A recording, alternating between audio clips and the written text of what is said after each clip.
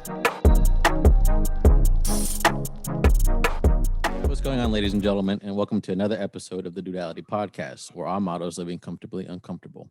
My name is Ian Perez, joined by Jonathan Mercado, Victor Rivera, and Chris Zora. We're four ordinary dudes with extraordinary dreams. Jonathan, what's up, dude? Man, I just want to say what's up to everyone that's continuing to listen to us. And thank you so much. Much appreciated. Shout out to you guys. I always want to, Yeah, I think I for want to sure. start with some gratitude before I even, recap the week. So, once again, anybody listening to our Duality crew, we appreciate you and thank you for coming back for some more of learning with the four dudes. And as always, let's recap the week, man. The accountability is huge. How were y'all's week? Mine were good, man. Right on track with the book of the month. And so Remind us what it is. What is it? Extreme You have ownership. Yeah, no. Extreme ownership, Jocko and Leaf something. I forgot his other guy. Leif Bannon. Yeah. So You're the one that's reading that book. Did yeah.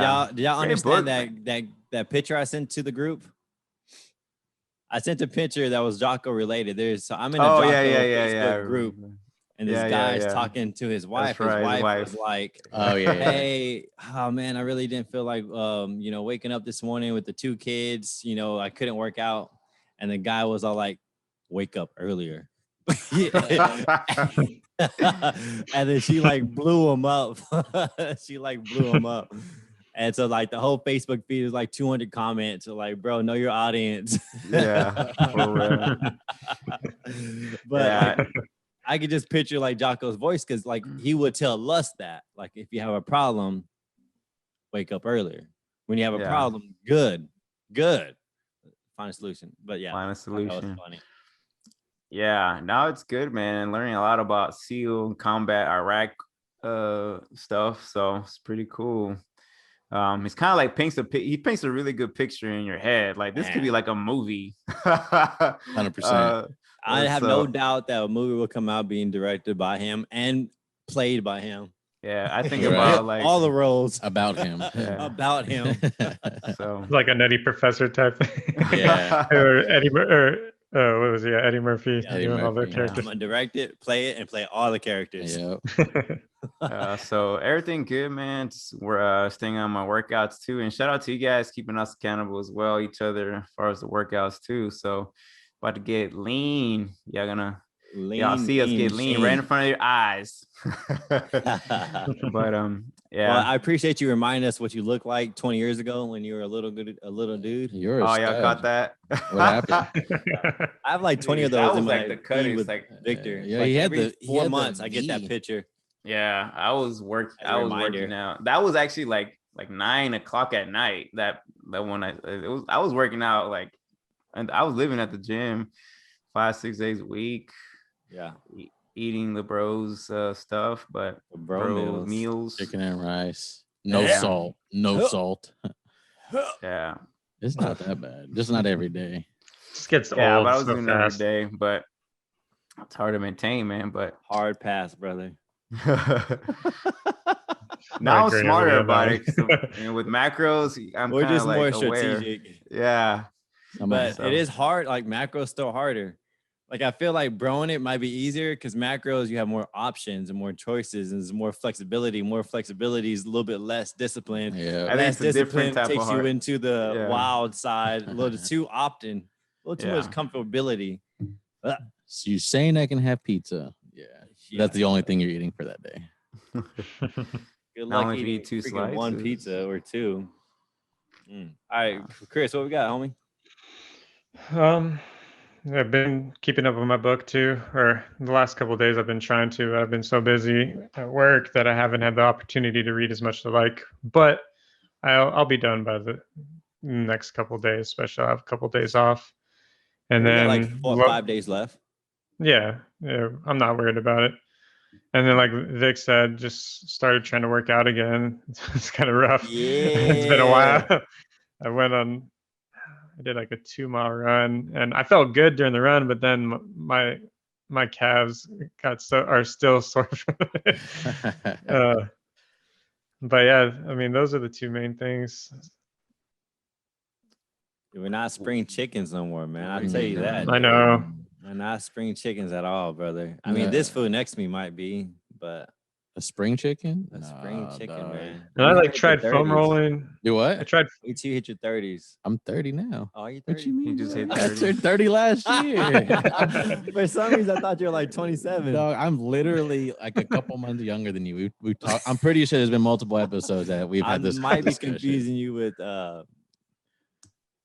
I don't forgot his name. I haven't hung out with him 100%, forever. dog. Man, You're- once he hit you're- like 30, once he hit like the 33, Daniel. 34, and Daniel. 35, he like started nicking knacking, man. They don't go away. Shout out to Vic for keeping up with us though. Like in basketball, like you're the oldest, like good 5 years older than us. Dang. Nice, brother. 5 years. Then I don't know if that was a Yes. compliment or he was talking shit. It's all my long distance running. Yeah. I don't know how to take that. That tends to happen for me. You don't know if it's condescending, not condescending. Is he playing, not playing? I don't know if I want to played. give you a high five or slap you. Probably I both. think people around just kind of ignore it at this point and just give me the, what is it, grain of salt? No. Take it with a grain of salt. Yeah, I take it as a compliment, man. Shoot, if I could be doing this at 40, now that's an accomplishment right there. Yeah. What's the I can saying? keep it up. Benefit of the doubt. Benefit of the doubt. Thank you. Appreciate you. That took a minute. All right. What we got, Ed? How was your week, man? It was good. I worked out a couple times. I'm actually on schedule this week for doing at least 4 workouts. I did one here before Just now. the podcast. So thanks, Jonathan, for letting me use your gym that I wish I had. It looked like he just bathed. You can't tell. And I wore the shirt for that exact reason. It's drenched, but it is what it is. I forgot to bring a shirt. His body, he's just radiating over here. It's hot. It's steamy. I got 30 minutes left in my book, Which is Green Light by Matthew McConaughey. Oh, It's right. such a good book. It really is like listening to like a movie of his life. I enjoy it. And there's like periodic things where he calls bumper stickers, just like little quotes that just like really one hitters that click. yeah. And you could tell this man's done some drugs because he goes in depth of like, Continuously, probably still does. yeah, like I think it's ayahuasca. Like, people go on how like do ayahuasca, Spiritual spirit, like they take journeys. drugs. Oh. to, like- Ayahuasca. yeah. Yeah. And you could tell like just his wet dreams, like you could tell he was on something, just the way it was so like trippy and in depth and elaborate. And I'm like, And his It's- character it's like pushed nuts. you to think like, yeah, he does drugs. Even he speaks about his birthday party, mhm. 3 days party straight. I think we spoke about it a little bit. but Yeah. He's a cool dude. I mean, lives life to the edge, wants to feel it, wants to touch it. But that seems to be a common theme when we talk about successful people is they want to, go out there and reach the Push the pinnacle and do edge. whatever it takes to get there. And then some way, somehow they kind of get brought back down to reality and they kind of maneuver, which we'll go into our topic today. But a little recap with me, man. I'm just broken all over the place. Like, once You- again, trying to figure out You're the what 35-year-old. all this means to me because I'm like the middle age out of all of us, but I'm like the most broken. I got like my ankle is still really jacked. Can't run. I think I have a torn rotator cuff. Like I can pick up my child and it hurts. And it's been like that for about 3 months now. I've been trying to recover it by myself, but just living life through that. Got some calf issues that's happening that's super tight from basketball. Damn, man. So like, man, it's been a tough week. So during the midst of darkness, I told you guys more journaling, which is, I actually started that, by the way. I Well- got like a notebook and started writing. yeah, I got the stuff out. notebook and it was pretty cool, man. The entire time I was thinking about while I'm journaling is my handwriting. It's crap. As long as you can I'm read writing it. a sentence, I'm like, my handwriting is crap. It's blurry. I don't know if I'm ever gonna come back and read it. Like I'm literally just like, whatever I'm saying, just put it on the paper. And I still write cursive. Like it's a lost art, but I still write cursive. That's cool. And it looks cool. Cursive looks cool, but it's hard to read. Very- Especially like you're in the dark and Desi's asleep and I have like my little flashlight Mhm. all I'm cramped. trying to up. doodle. Told Desi I'm gonna put a lock on it because she was trying to read it. You're one of those little like girl a ones with the a voice. fuzzy like exterior pink. It has a little lock. It's a heart lock. With a little key. You get a little key. Nah, did you ever see the ones where it was made for girls, which sucks, but like it was unlocked by your voice. Like you can make a Nah. like For you real? record it a He had one. specific. Nah, I've seen it. Did you have a sister? I had no. Okay, I have then a he had brother. one. No, Yeah, I might have, but It's- what's funny is I saw that on like a social media somewhere, and the brother stole it and recorded a fart, and so Oh, so it was that's locked. You funny. couldn't get into it. You can't replicate a fart. You know, it's like lightning. It's only one style. And that's I That's think funny. I've had a couple that sounded the same. The little zipper. it. Like the one you threw me in just now. Hey. All right, man. So speaking of like a funny topic in TikTok, I don't ever get on social media. Like it's super rare. But I was going through Facebook. It's the only thing I'll do because I work on Facebook. And sometimes I get caught up in like the video. So I like the videos. Stories. The story. Yeah. Not stories, but it's like the reels. Like once you click on a video, it leads to the next video. Like Yeah. Oh, those. Yeah. those things, right? And oh, I know why I was watching it. I was getting Whataburger for the kids one day, and I just on my phone, and a video For came the across, and I kids? didn't get it at first. It was a couple going through a drive-through, and he made this weird move to his girl, signaling, "Give me the card." It looked like he was dancing, so I had to watch it twice. And so he grabbed the card, and he did this little move with his hand, and then gave it to the cashier, the person at the drive-through window. And then when he got the card back, he did another maneuver. It looked like he was dancing. I was like, oh, okay, that's cool.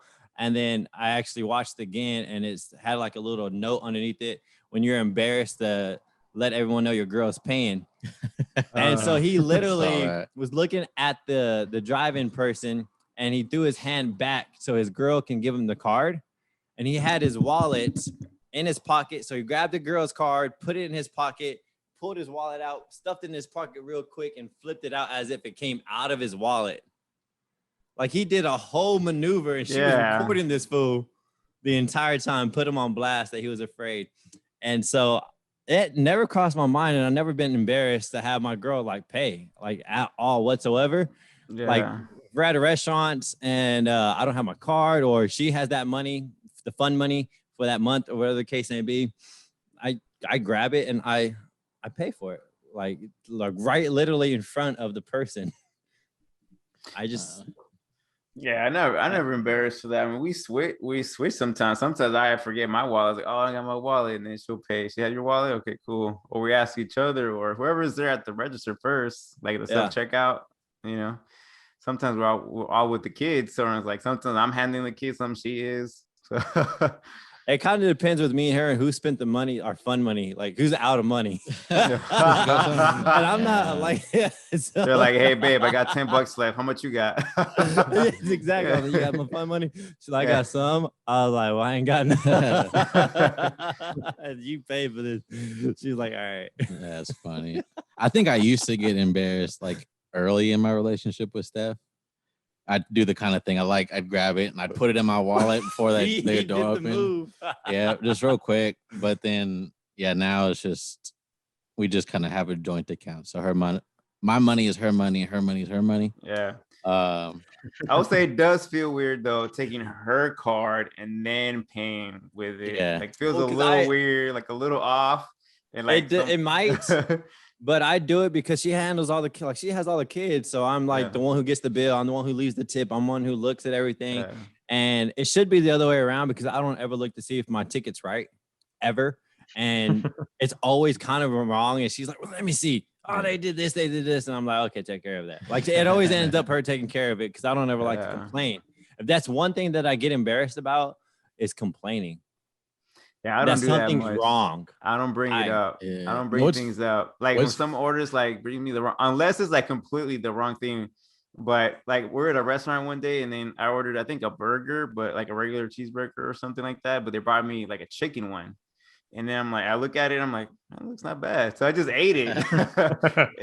and then halfway through, you go up to them. Oh, you gave me the wrong order. You should have told them something. I was like, nah, it looked good. I just ate it. It was good.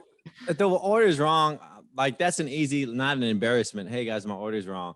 But like when you complain about the service, or you complain about you're complaining about something, right?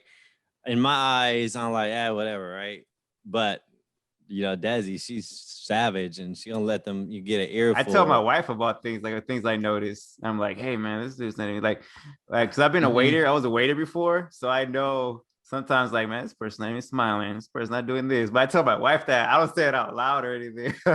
Nah, man, Desi be the first one to say something. It's funny you bring that up. I saw like a little snippet on Facebook, and the quote was like, why do like quiet, timid guys go for headstrong women? And the response is, well, I'm not gonna tell the waiter that I asked for mashed potatoes and not fries, like for that exact reason. If something's wrong, my girl's gonna tell them for me. I don't want to do it.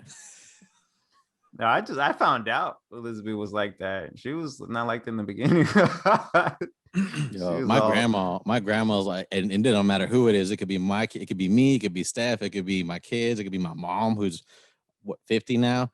And if something's wrong, my grandma will get up and walk to a manager and tell them, hey, we need this. I'm like, grandma, just can we my chill? mom's a savage. Yeah, my mom too. Used to embarrass me all the time.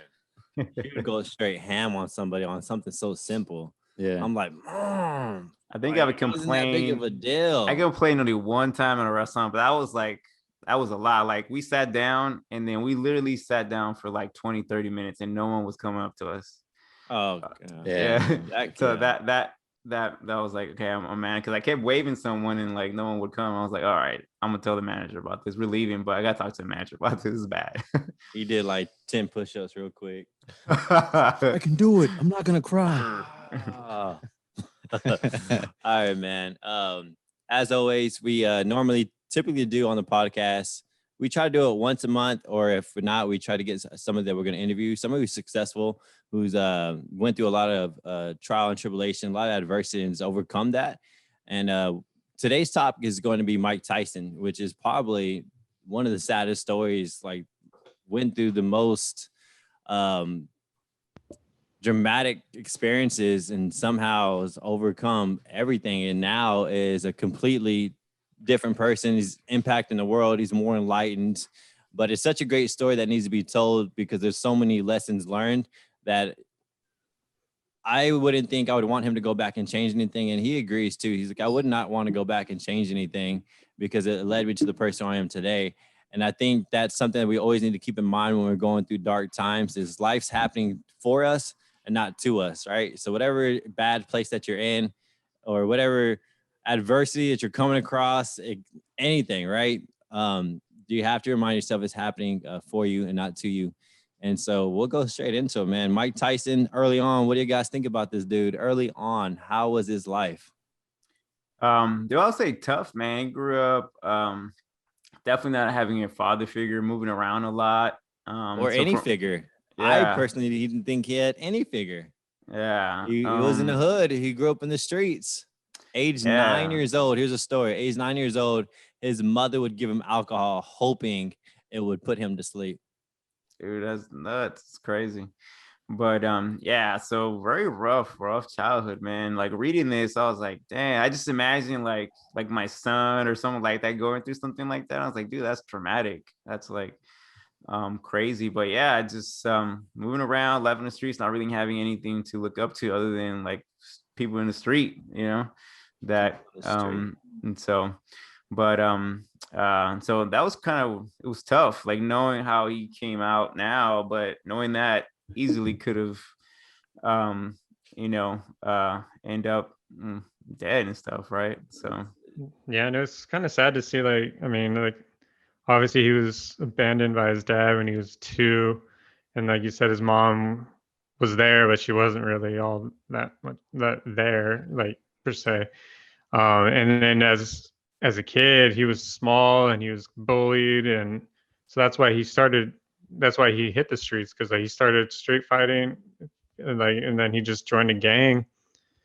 And by the time I think he got arrested for the first time when he was 11. By the time he was 13, he had been arrested 30 times. Oh, 30 or 40? Okay, 30. I saw 30. Yeah. Yeah. Hey, he said he was 30 to 40 times. He would go to jail like once a month, every 2 to 3 times every 3 months. Like he was pretty much throughout the year, he was coming in and out of jail. I have a cool story. His first fight. Did y'all hear about his first fight? I don't think so. All right, Tell so us. check it out. I don't He remember liked it well. pigeons. So this is what Oh, got him right, into right, right. fighting. This is what started Mike Tyson the Monster. Is he was just a scared little boy, right? Got bullied, and he loved pigeons, man. He's always had a thing for pigeons. I think he said he had over 300 pigeons. I Yeah, might be like off 350 numbers, or but something like that. never yeah. mind the numbers. He had a lot of pigeons, and it started at early age, like at 9, I believe, or 8. And a bully came, was picking on Mike Tyson, noticed he had that pigeon, and the bully ripped the pigeon's head off. Oh, okay. And that struck all kinds of emotions in Mike Tyson. And this is an older, bigger kid. It was a bully, man. And Mike Tyson whooped his ass. And because he beat him up and he was so bigger than Mike Tyson, that's how the fighting started. Like he became popular because he was known that he beat up this bigger guy. And so word to get around the street was like, hey, y'all need to come fight Mike Tyson. You know, y'all want to see this dude fight. And so they would get together in the block and try to fight Mike Tyson. And he'll be laying people out early on, not knowing anything about boxing, but that's what started like the savageness of just being out in the wild and fighting and feeding for your own. Like this, he's very primitive guy, Yeah. like freaking in the jungle, surviving, very guerrilla style. Like I'm going to tear and rip you apart.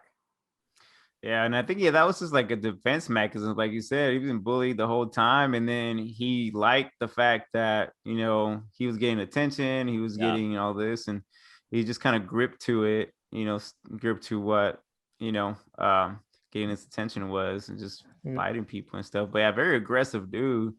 Like I said, I think he just had to be like that. He thought, okay, this is the way I need to be to like defend, survive, to make and myself like not.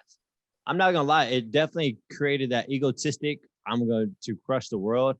I remember beating up my first dude, and he happened to be a bully on the school bus. And the feeling after I beat him up, I felt like so like untouchable. This dude was like, I was maybe 6th grade?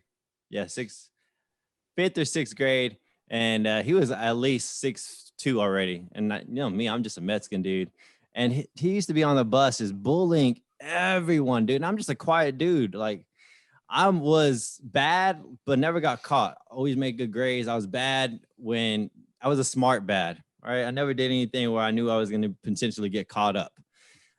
And I already had this kind of ego inside of me. I just never like let it out. And sure enough, I just told myself one day, if he says something to me, I'm just going to lay him out. I was happening to be on the back of the bus, and this fool looked at me and started cussing me out. And he stood up while the bus was driving. And he stood up, I stood up, and he was about to swing. Like he had long alligator arms. No, that did not go. He had the longest arms. And by the time he was halfway in his punch, I already caught that fool with a hook. He fell, and I just got on top of him and just didn't stop punching him. And I punched him so long that I was even able, because I didn't want him to get up. Like, I was in fear. Like I was fearing for my life if he got up. I don't think it would be the same if we like fought square on. And I remember looking at the bus driver watching me beat this dude up, literally just pounding, grounding him. And that bus driver did nothing because the bus driver saw the freaking tyrant he was on that bus. Picking on other kids. And I became like a little local hero, bro. It was insane. He even told me after I beat him up, he sat down. He was kind of like crying. He's like, wait till you get off the bus. Wait till you get off the bus. And I was like really scared at this point, like terrified. I was like, oh my gosh, that was like a fluke. And he even missed his bus stop. And so I was like, all right, fool, I'm going to have to fight him at my bus stop. And I'm all shivering and shaking. And I get off the bus before he does. And I have to wait. Everyone's expecting us to fight again. So I'm like waiting. He gets up and I'm like, damn, he's coming. And then he sits right back down. I'm like, oh my God. I was so relieved. That's funny. Oh man. But yeah, the ego definitely after that fight blew me up, man. I felt untouchable, and I was known to beat people up, even though I really wasn't really fighting. But because of that one thing, I was known to be like a protector. Like nobody's gonna mess with my crew. And I think that's how I created a little monster myself at that age. Ego. Yeah.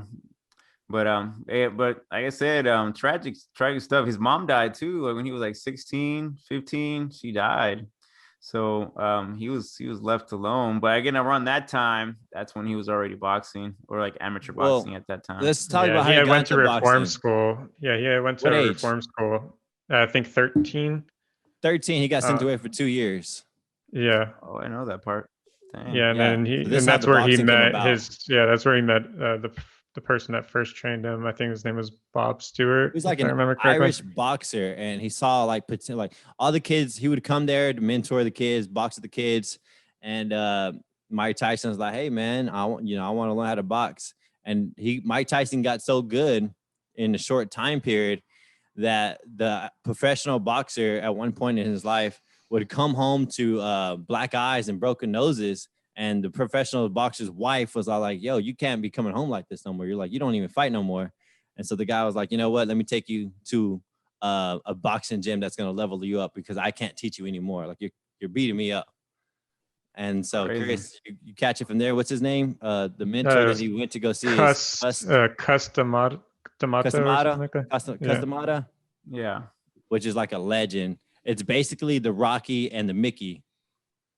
If Yeah, I and he could was put like it in any way. it was like a father type relationship with him, like more than just a coach, just like you said, just like Rocky. Yeah, came in first day, auditioned for them, was supposed to go 3 rounds. I think they ended up doing just 1 round, I think. And the guy cussed. His name is Cuss. Let's short it. They call him Cuss. Yeah. And he was like, that kid's going to be a world champion one day. And they didn't believe he was 13. They thought he was 18, 19 years old because he was so massive and so ferocity and just aggression. And they saw a world champion in him and got mentored by them guys.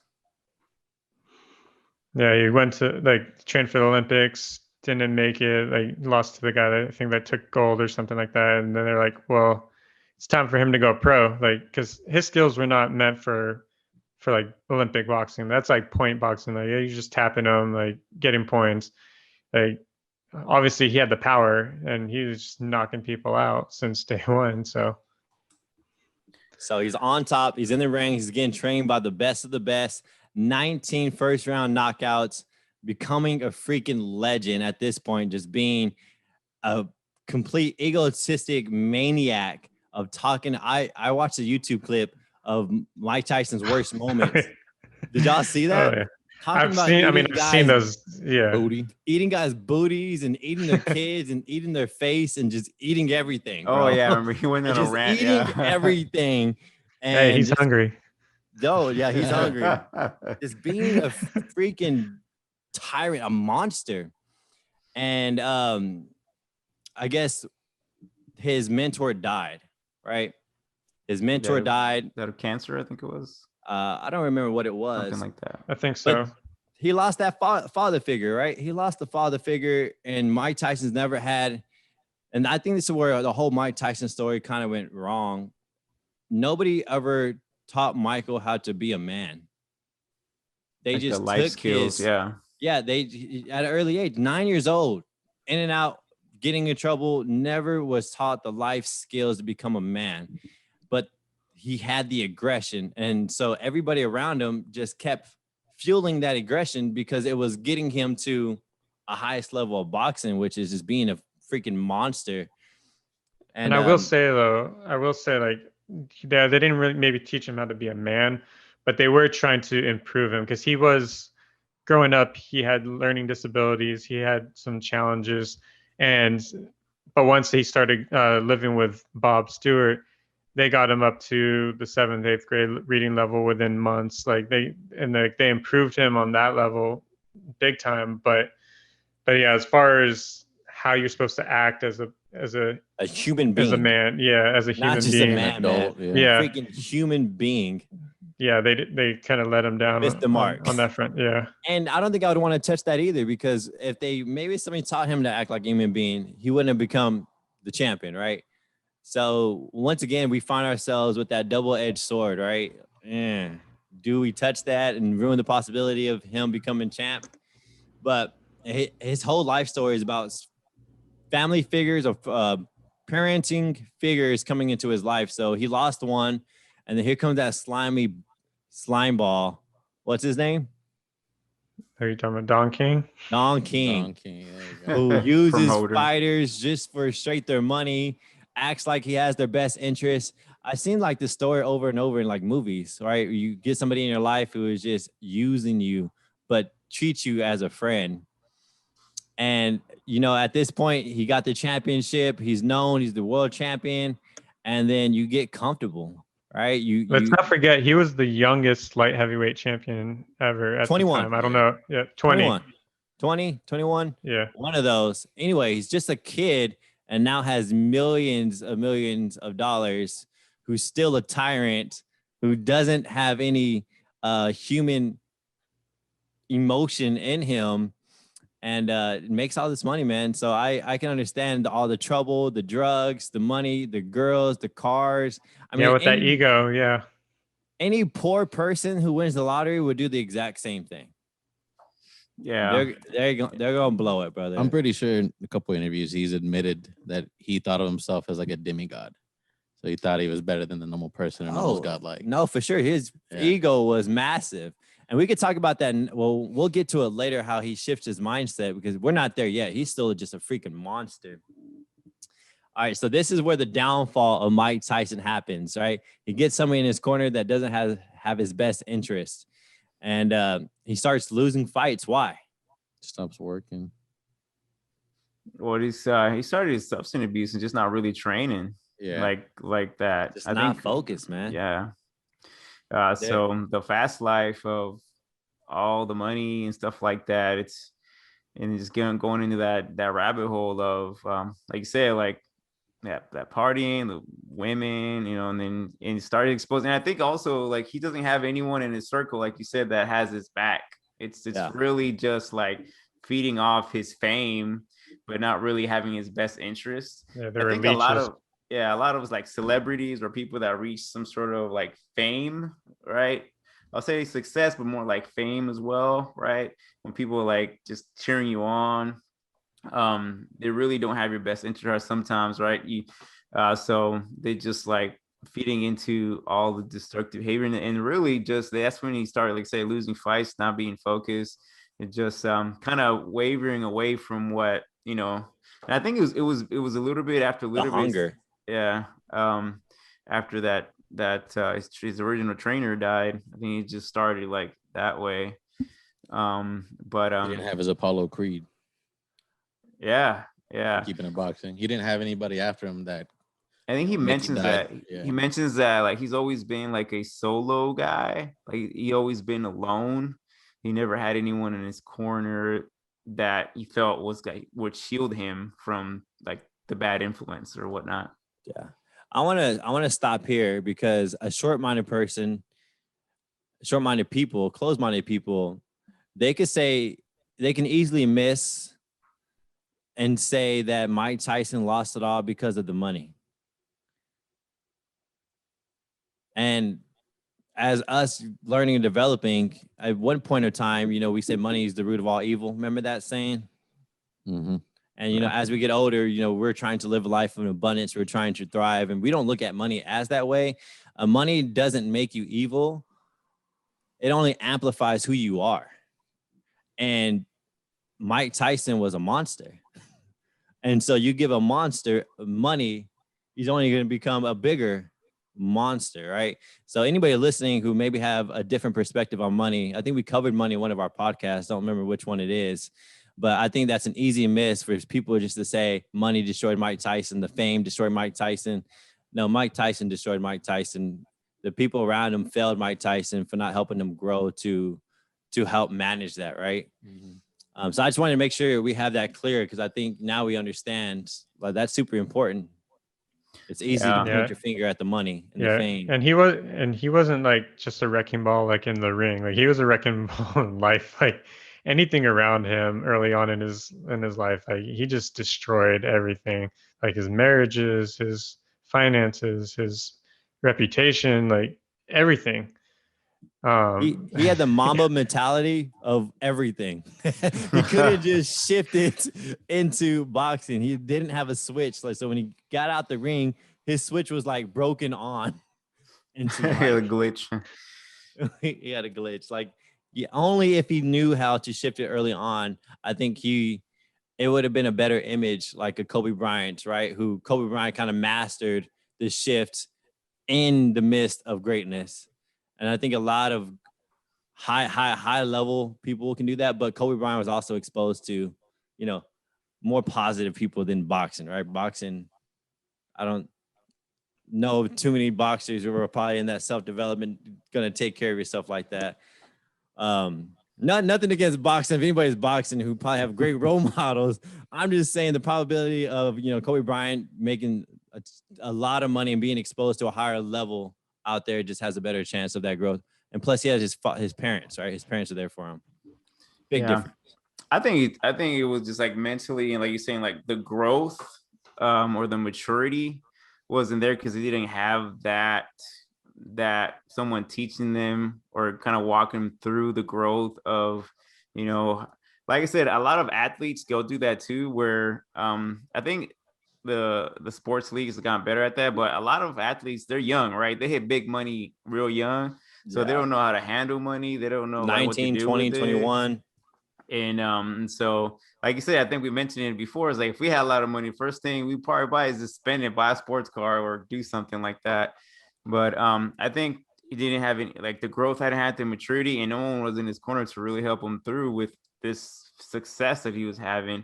He was just on his own, and like I said, he's went through trauma after trauma, not really having that background that this, because something in your life, and I think we all have something that grounds us, right? That kind of keeps us, like back to ourselves, I guess. Even if we reach some sort of success, it always kind of brings us back, either be our family or our upbringing or parents or whatever.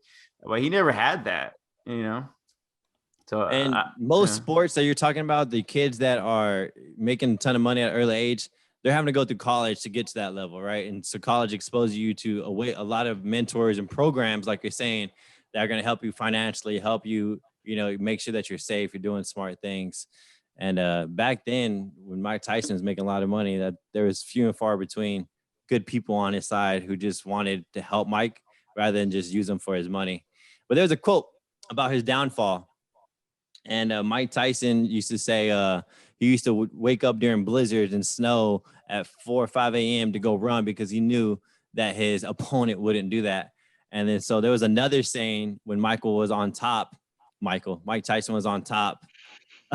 When Mike was on top, that one of his old coaches was like, it's really hard to wake up at 4 a.m. in silk underwear. No, it's true. You tend to get comfortable. That's true, man. That dog, that hunger. I think it happens to a lot of us. We get comfortable in certain things. We work hard, and then we see success or a little bit of success, and then we kind of leave the foot off the gas and kind of coast. So that's easy to do, man. You see a little bit of that success, dude. It's easy. Like, all right. But I told you guys, the storm always comes. That's like, right. No matter where you are, what level you are, the storm will always come. Speaking of storm, don't mean to get off topic, but this goes straight into self-development. The last workout I've been to, it was a couple of days ago. I met that millionaire guy again. And he literally like came up to me, and I basically interviewed him on the spot. Like, we stayed at a station. I felt bad because we were holding up one of the machines and talked for a good hour. Dang. And I knew he wouldn't do the podcast because he was a little hesitant. So I was like, freak it, I'll just interview him now. Right. He's talking. And I asked him, I was like,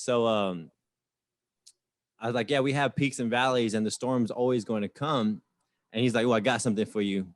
He's like, once you make it to a certain level, you are the storm. And I was like,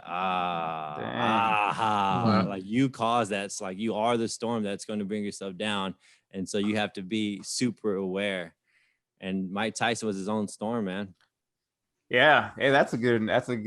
He has some nuggets, bro. He had my arms chilled. I was like, oh, you're good. You're good. But yeah, man. The OGs. But yeah, I think so too. I think I agree with that. Sometimes you can be your own worst enemy in certain things. It can be said for different areas in your life as well. But you can be your own downfall, right?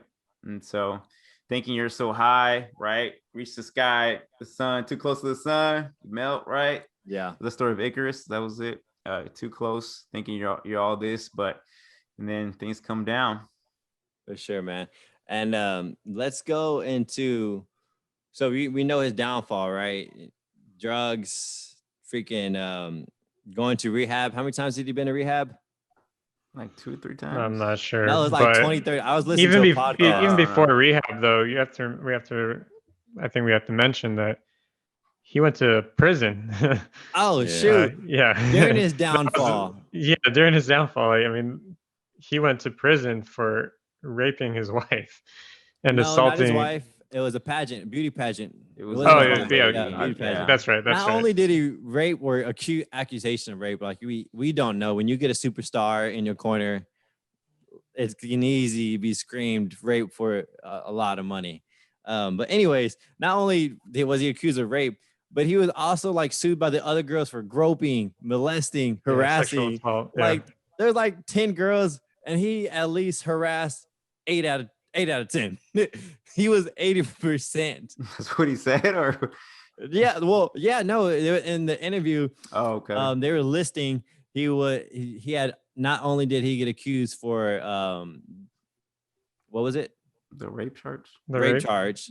He was sued for like 5 other women for harassing, Yeah, and sexual a couple harassment. for molesting, and then actually sued by the event coordinator 200 mil or a couple million for doing all this. I was Yeah, like, it's crazy. dang, like that whole like piece right there. He went to prison for 3 years. Yeah, it was supposed to be 6 years, but then I think they released him in 3 years. He got out. But he on good struggled behavior. early on too. Yeah, at first he was struggling. He was threatening a security guard, and so they actually added on to his time. But then he got better and got released early. Now, I don't know if I'm right, but I was trying to look for the Enlightenment period, and I think somebody said that in prison he read about being Muslim. He converted, I think. Yeah, he converted. Okay, so he forget- started self-development in prison, which is right in your darkest moments. You are looking for answers. Yeah, you see a lot of people Hopefully. do it in prison. Like that. Hopefully, The one people, yeah, the people that are actually recover, like that make something out of themselves, like from prison. That's usually where it's like when they're at rock bottom, they have nowhere else to go, so they decide to go up. yeah, and that's sometimes needed, man. It's like it pulls you back. I don't know who said it, maybe Victor, one of the podcasts. But when you hit that rock bottom, it's like slinging you back to launch you into where you want to be. But that sling back is you working on yourself, right? It's you working on yourself during your dark times, and then pa! It's that Chinese bamboo tree. There we go. Where we at with it? So he's in jail. Came out of prison. Came out of Did prison. a little self-development. Yeah, he had his little comeback in those years. I think mid 90s. He started Um, fighting again, but wasn't yeah. doing very well. Just kind of did it because he got out of debt. He was bankrupt. Then he lost his daughter. Like, man, dark time. Talking about hitting rock bottom more than once. Yeah, his second. He's marriage, a repeat yeah. offender. Yeah, so second marriage, I think he had a couple kids, and then one of the daughters, I think 4 or 5 years old, she died in this accident with a treadmill, got caught up, or I guess her neck got caught up or something on the Cables. cord. On the yeah. Yeah, and then she died from the injuries, which is crazy. And he was in Vegas at the time because he was doing like all these shows too to make Hangover, right? He was doing the Hangover. I don't know if he was doing a movie. I think doing The he had a Hangover, show in Vegas for a little while. So he wasn't even around when that happened. He flew back to, I think, Arizona. That's where he was living. But again, a lot of tragedy, man. I think like, Oh my God, brother. like you lose like the only father figure you had. You never knew your dad really. Your mom was not a good, example. So a lot of stuff. Everyone loves you, making all the money. Then nobody loves you. You're not making any money. Whew. I told you, that's like the worst. They right? love the character. They love the fighter, persona, but they don't yeah. love. Yeah, they love the persona. That's the word I was trying to think of. But they don't. But it doesn't seem like anyone truly loved him. And I think that's where he was lost, because he didn't have that person he can fall back on, like we had mentioned earlier. And even when he got married, like the first time, like that was not a good relationship. I mean, even his wife at the time, who was an actress, they were interviewed by Oprah, and she was saying They embarrassed him, that bro. it was hell or something. Like it was like living in hell. Dude, that was Live with him. crazy. I was like, Yeah. damn, live television. Calling him mentally ill, and there's a problem with him. That's Yeah. what she had. Which was later was confirmed that he had this I forget what it is, but he had something mentally that he was struggling with. Well, I'm glad he didn't find it early on, right? Because that could really deter somebody. Like, for example, I know somebody who has who kind of knew they had ADHD, but didn't find out until they're adults. But what if they had found out a little bit earlier, and that could have like deterred them to like, oh, I have ADHD, right? I just finished watching Think and Grow Rich, and I forgot who it was, but somebody really successful back in the day, Andrew Carnegie and somebody else. There was a child. It started the movie off. Think and Grow Rich is a movie out there on Facebook. You can buy it, and I think I still have the link. I'll send it to you guys. But it starts the movie out with this kid. He gets a letter from the school, and the mom opens it up, and it says, "You are the smartest." The mom's reading it. "You are the smartest kid, and we're gonna have to find another school for you." But in reality, the letter wrote to the mom, "Your kid is not smart enough to be in this school. There's nothing we can do for him." And he ended up like being, because his mom poured nothing but positivity, that you're gonna be great. Just poured nothing but these great things to him. And as he's being successful, his mom passed away, and he's reading the envelopes, and he looked at the letter, and he actually read it of like you were not, you're not smart enough to be in this school.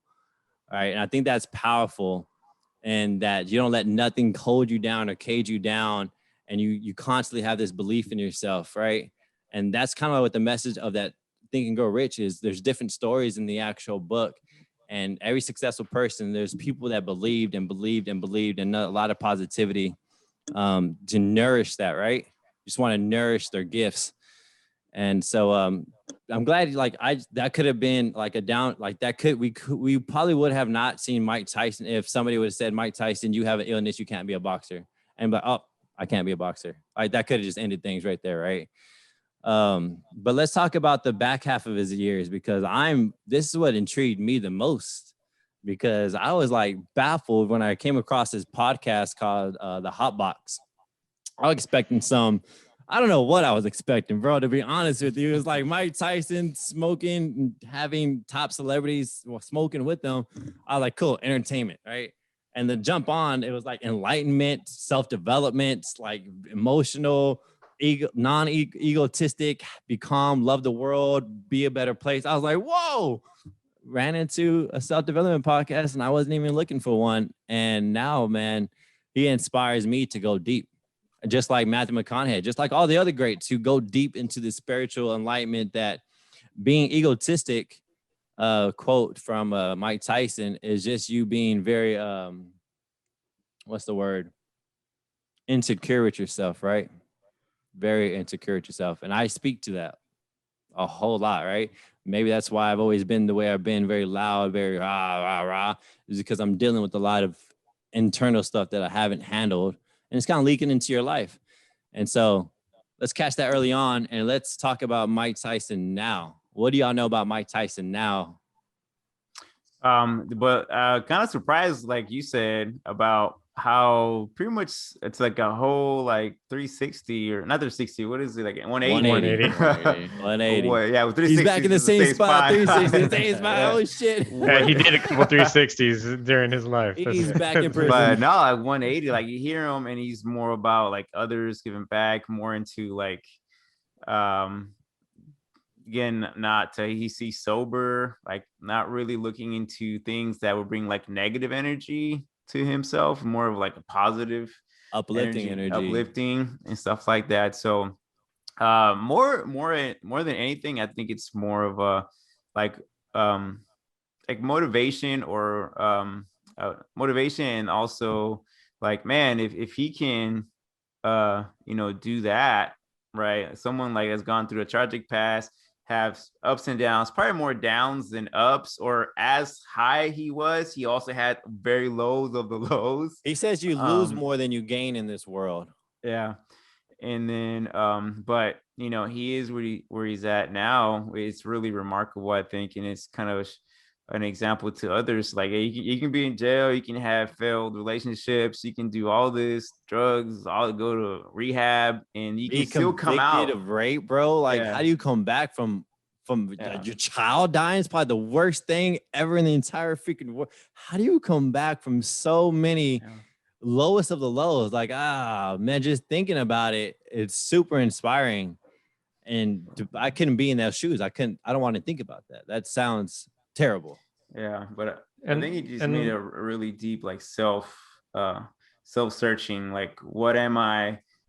What do I don't like about myself? What's my purpose? Yeah, what do I need to do in my life? You know, because I think everyone has that point in life where like, man, I'm tired of going through these ups and downs, or you know, what am I doing wrong, or what am I doing? So I think he definitely hit that self-development and kind of found what you know kind of is working for him now. What he was meant to be, man. And like after he fought Holyfield the second time and bit his ear off, or like severed part of his ear off, he was kind of looked at like a joke. And then he did the face tattoo, and people just like, no one saw him as Iron Mike, the person that was just knocking everyone out. He was just the crazy guy. Yeah. But he worked on himself. And then, I mean, you really did see a shift once he got on The Hangover. Like, you saw him in a more positive light. And then, although his daughter had passed around that time, and he did have some relapses throughout the years after that, he continued to grow. And he had a best-selling, like a New York best-selling book, like it was his memoir. And then he produced the second book. And then he started his own, like you said, he has his own podcast. He started his own cartoon with the Mike Tyson's Mysteries or something like that. And then he started his cannabis business, which is like, it's been doing really well for him. Well, yeah. Yeah. And like, he also was doing boxing like promotion for a while, but it's crazy to see the shift, because like, I remember I listened to his interview on Joe Rogan a while back, and like he said, at the time he was saying he can't even work out because he gets too competitive, and it brings that animal in him. So that's why he had gotten so big, because like if you look at him in The Hangover, he was over like 300 pounds. But he did not want to work. He did not want to work out. He didn't want to box because it brought out the worst in him. And he just became way more chill. Like he was more positive vibes. I mean, and it took him a couple more years after that to be okay with working out again, getting that competitive fire like lit again. But use it for good. But yeah, he used it for good. And like, even that last fight he had against Roy Jones Jr. Yeah. The money went to charity. Like it wasn't even for him. Like it was just for charity. I forgot. So it's kind of cool to see. Yeah. He describes it as he can tame the animal when it wants to come out. Yeah. He was that. Yeah. He had to contain it. So the back half of his years, everything now he does, everything that he's involved with is for a bigger impact other than himself. It's for purpose. All right. The cannabis, it shows so many signs that for mental illness, right? That's why he smokes, because it lifts you up and doesn't bring you down. He literally just took a handful of shrooms on the Impulsive podcast, a handful of shrooms, because the benefits of shrooms is blowing up. Like it's almost becoming illegal in some states. I don't know the terms. I don't know the specifics of it, but he only does things that uplift him and don't bring him down, right? Like alcohol turns into rage. weed or cannabis makes you loving, makes you kind, makes you enlightened. Mellow Shrooms, out, apparently, yeah. I've never done shrooms or anything like that, but apparently it's soul seeking. You go into an enlightenment mode. You're not aggressive. And Yeah, so I've these heard things about are, that. there's benefits for people, for health benefits, mental illness, anxiety, depression, all the uplifting drugs. He's tapping into that because that's what he suffered throughout his years. And he's using his struggles to now impact the world and find new ways with his platform, with his money, to do the greater good, which is awesome. Yeah, I think it's great. And like I said, it's never too late to turn yourself around or self-develop. And we talk about podcasts about self-develop. That's the way to improve your life, right? It could be anything, but I think it's a great way. Like he's, how old is he? Like in his 50s? I think it's 54, Yeah. almost 55, I think. And he's really Yeah. just been in this, new better half of his, life, like last 10 years maybe or shorter. Halfway through, baby, hit the halfway Yeah. point. He made the pivot, so it's never too late. Yeah. And so if you listening, you think, man, I'm you're Can't teach an old dog new tricks. yeah, you're in your 40s Wow. or like or maybe you think you're like early 20s, late 20s, 30s, and you think it's over, like, oh, I lost my chance. No, I thought that. I'm not gonna lie, brother. I thought 30 was like downhill, brother. Like, oh, I'm I 30. thought I had Like, to have it figured out. I thought you're supposed to have everything figured out in your 30s, and it's Mhm. no, brother. We're spring chickens, all right. Not Yeah. my body, but my mind. Yeah. My That's mind. right. Man. So y'all have anything else y'all want to talk about Mike Tyson I think besides the crazy trips he goes on to go get? I told you about the toad. No. Y'all know about the toad, man. What toad? I mean, So- I kind of figured I know what you're talking. I mean, I don't know. I haven't heard his story, but I figured. So with the toad, there's I'm good. a lot of successful people, I guess, who have the spare income to go out on these spiritual journeys, right? Very probably, I don't know the price of, I'm just figuring the price is big because the celebrities do it, right? Or so I'm just assuming. Well, there's these things in Mexico. There's these insects or bugs or animals, or reptiles. There's different ones, and they all have different levels of, I guess, a drug inside of them. Yeah, the and- potency. Yeah, the potency. And if you take it, it's going to take you on a spiritual journey. So there's this toad. You chop off something in the back and you smoke this piece of this toad, and immediately after you smoke the toad, you die. Your body dies, and you go into some like self-enlightening. God damn. You face God. You speak to the people who are dead. You face all your fears. You think you're dead. I don't know for how long, 25, 30 minutes. I don't I don't know remember. if I want to do that. And then, but the benefits when you come out, what is people's fears of dying, right? You literally just face the biggest fear, and now you have a different perspective of life, For real. right? That's like, I almost died. Let me go hug my wife. Let me go hug. You get that experience of literally in out of your body experience. And this is what people say. And then there's other potencies like a scorpion, or there's other centipedes that you can do the exact same thing, but the potency is not as much. But the toad, it seems to be, from what I'm reading, The high level. is the highest level of out of body experience. I haven't heard about the smoking of like a part of the toad, but I've heard of like licking the toad or something like Or that for the same kind of effect. Bro, something with the toad, some drug inside the toad, brother. Yeah, I think because like the toxins that they get, like the poisons, like I think if you take, I don't know if it's how lethal it is, but I can't think kill a person. It does, yeah. I mean, depends on how much you take, of course. Yeah. Well, Mike Tyson said he did it like 24 times. Dang. Dang. But And he's they also say- a freak of nature, so No. he's not a normal human being. Well, yeah. Speaking of normal human being, like I said, he went on the Impulsive podcast with the Logan Paul or Jake Paul. Jake Paul. No, Logan. I forget which the Pauls are there, and they have a crazy podcast, and literally on there, Mike Tyson has a handful of shrooms that probably should be, according to them, should be divided into like 3-4 people should be taking it. Literally took the entire thing during the podcast and was like straight. Well, almost straight. It's a big snack. But he was feeling good, and like he was on camera and everything. It's nuts. It's nuts. To go into like an enlightenment, peaceful, apparently it takes you there. I don't know the effect, but you watch the video. It's pretty wild.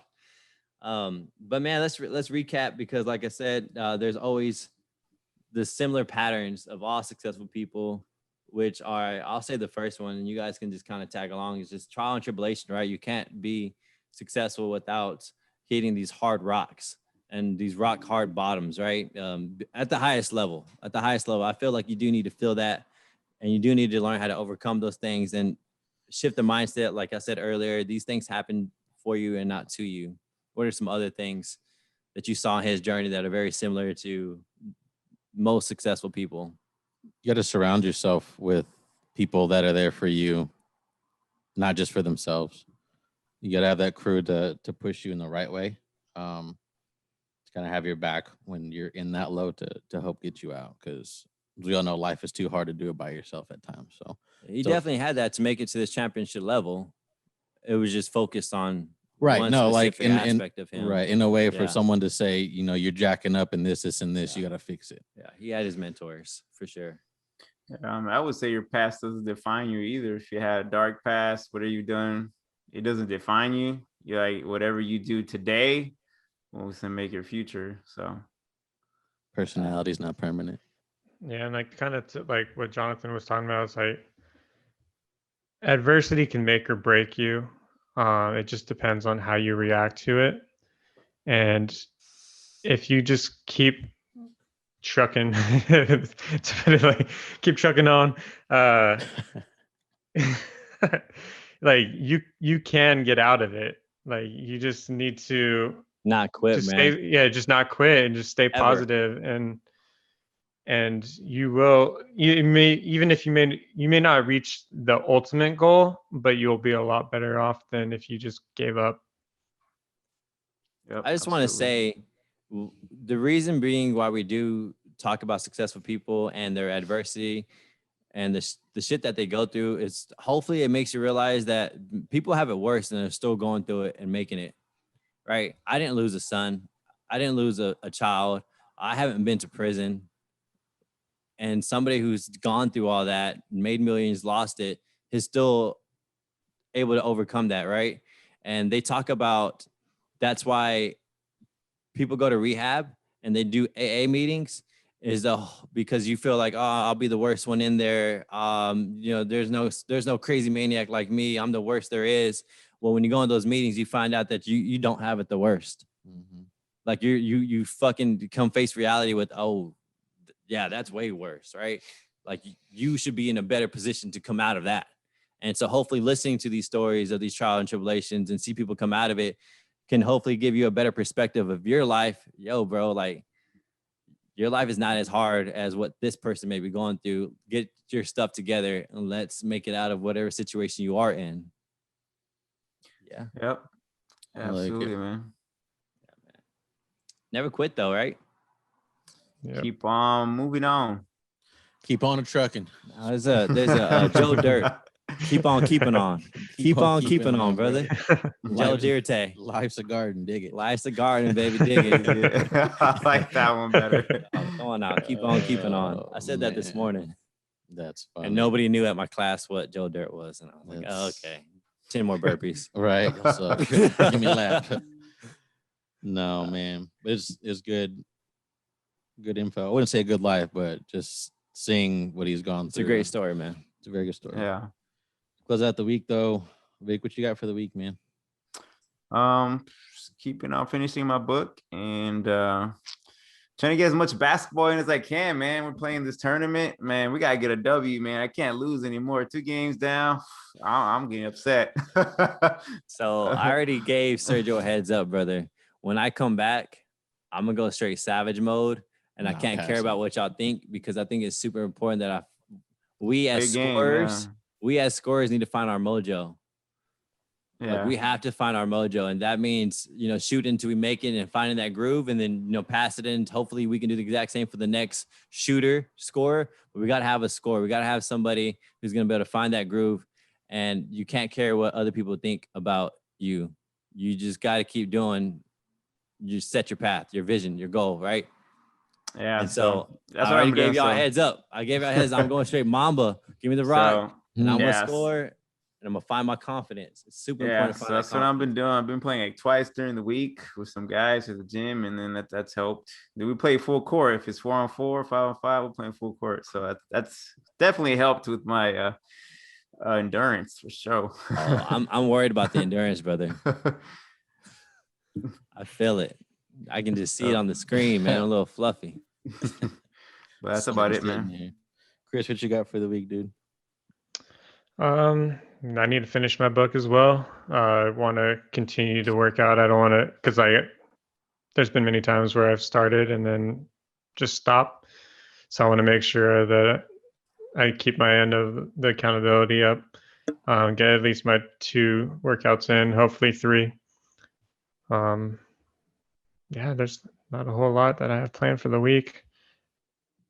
Noise, Jay. We got to get our pre-appraisal taken care of and Yeah. get some things sent to Natalie. And at this point, I'm kind of like going to the extreme on developing new ideas of like, man, maybe telling our broker, like, we'll make a quick trip down there if we can show us some properties and get some things done, like being really. I know. I've actually been thinking of something like that too. Like, because it seems like, I don't know, we're kind of in a standstill, and maybe because we're out of town, right? There's so many things, but I'm just trying to get solution oriented. And even if we need to spend a couple hundred for a trip, 500 for a flight to let them know, like, man, I'm in your face and we're serious. Let's go look at some things. Let's go learn some things. Let's chat it up. Let's get more personal. And maybe that can help us in a scenario of, just building that relationship, because that's huge. We don't have a relationship with our broker. Yeah. I mean, and it seems like I also saw like she just closed on her own property. So I'm like, Yeah. I wonder if she was just focused on that. Or we And can like just go up there and yeah, party. she told me she was yeah. What was that? Not a bad idea. I said, or we can just go over there and party. Like, either or. Either or. Put it on the business account. Liquor But yeah, toad in she also Chicago. She also said like she was gonna have someone give me updates or whatever. I haven't heard from that person once. I need to email that person. So yeah, it's something I'm gonna add to my list of things to do this week is email that person. I already emailed Mark about the pre-approval, statements. like all the stuff. Yeah. Oh, sweet deal, brother. Thank you. Yeah, I did that a Nice. couple days ago. Yeah. Nice. No, for Okay, me, cool. For me, I'm going to an Astros game tomorrow, so I'm kind of psyched about that. Oh, what's up? Finished my book. Kendra, I signed her up for a serving camp for volleyball.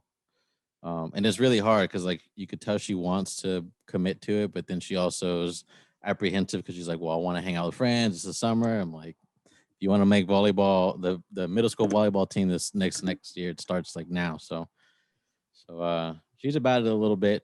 A serving camp. She's signed up for a summer league, so I'm excited for her. That's cool, man. And I've been working out, so I got to drop some. Yeah, man. some weight. Hey, the whole podcast crew is on it, guys. So if you're listening and you've been skipping out on your workouts or your reading or your spiritual energy or your love tank, get on it. Like, this is the time where you got to get on it. Summer's here. It's never too late to start. Don't put the mindset of I'll start next year. No, it's now. We're about to hit the half of the year Already. And that's nuts. We shouldn't be waiting the half of the year to face our reality of our goals. We should be looking at them every day.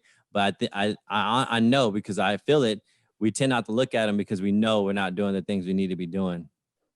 We're scared to look at it. Yeah. I'm not gonna lie, I feel it. Yeah. So I know y'all feel it. So I think we should be doing a better job, accountability wise, once a month. Take a look at them goals, man. We should be looking at them every day, but baby steps. Yep, let's do that. Look at your bank account every day and be looking at them goals every day. Some people are scared to look at their bank account every day, right? They don't want to see what they're spending. But I look at it. I spent that much yesterday. Always do that. But to close it out, I found a really good Mike Tyson quote for kind of what we hit on. But he says, hard times fall upon everybody. Whatever it is, we're going to get out of it. Short, simple. It pretty much sums up his life. Can you say it like him, though? Can you rewind it and say it like him? I can't do a Mike Tyson. No, I really can't. Do Mike Tyson? The wisp. No, I can't do it. Okay. Hey guys, is- hey guys. Yeah. Something I like should that. have my worn back. I should have worn my crotch. Christmas My sweater. back. I broke my. I broke my back. Did y'all see that? Yeah. One of his excuse was It like, was I the broke my spinal, back. Spinal. They're like, what happened to your back? Spinal. He walks off. I should have worn my Christmas sweater. It's a Mike Tyson. It says Merry Christmas. Merry Christmas. Ah, dog. Come on now. It should have That's worked. funny. That'd have That's been cool. funny. I forgot about it. I just remembered it right now. All right, And I would have guys. been too hot. It's too hot in here. True. But Yeah. as always, thanks for joining us today. Until next time, peace and love.